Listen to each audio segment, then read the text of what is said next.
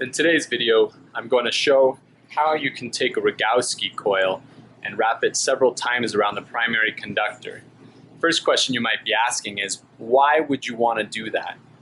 And the answer is there's several parts to it. One is you might want to increase the output. Normally a Rogowski coil like this one shown here, this MagnaLab, this is an RCT 1800. This is probably MagnaLab's #1 selling item. This one will produce 70 millivolts for every 1,000 amps on the primary conductor. But there's times that that's too low of a millivoltage and we want to increase that output. By wrapping several times around the conductor, we can do that. So let's see what we can do with this RCT 1800.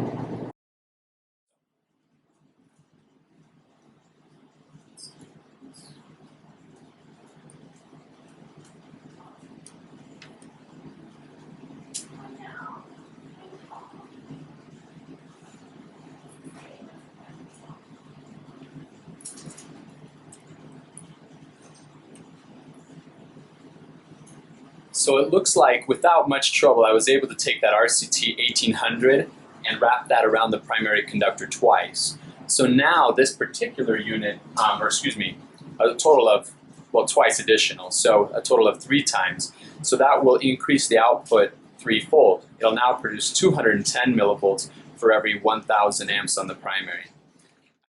Let me explain a little further with this table. Earlier I asked why we'd wrap multiple times, and I indicated that doing so increases the output. By increasing the output, we make it easier for standard off-the-shelf power meters to pick up the signal we're producing. For example, if using a power meter that accepts 333 millivolts and I'm using a Rogowski coil, I could either pay extra money and buy an integrator to amplify the signal to 333 millivolts, or I could tell the power meter I have a normal 333 millivolt CT with a little bit of an unusual amperage rating. In the first column, we have the number of wrappings. One wrapping would be a traditional installation where the Rogowski coil is simply connected around the conductor. As you can see in the third column, we could pretend that the Rogowski coil is really a standard 333 millivolt CT by simply stating that its amperage rating is 4757, 2389, 1586, and so on. At the beginning of the video, I mentioned that there were a couple of reasons to wrap several times. Another reason to do this is to increase the sensitivity of the Rogowski coil. Rogowski coils do a great job of producing a nice linear output. However, because the output's so low when measuring low amperages, it becomes hard to distinguish the output from noise in the environment. That's why a traditional MagnaLab Rogowski coil can only effectively measure down to about 25 amps.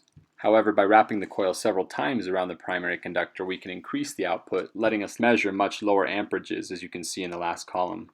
As an example, by wrapping a total of 5 times, which would be 4 additional wraps than normal, you can effectively create a CT that can measure as low as 5 amps, but all the way up to 951 amps. Of course, if the meter or device picking up the signal can measure higher millivolt outputs, you could go much higher still. I'd guess that most meters could easily go an additional 30% above the expected output. You're not going to find this kind of performance in a standard CT.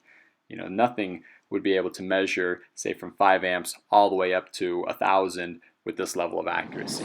Thank you for watching this video today.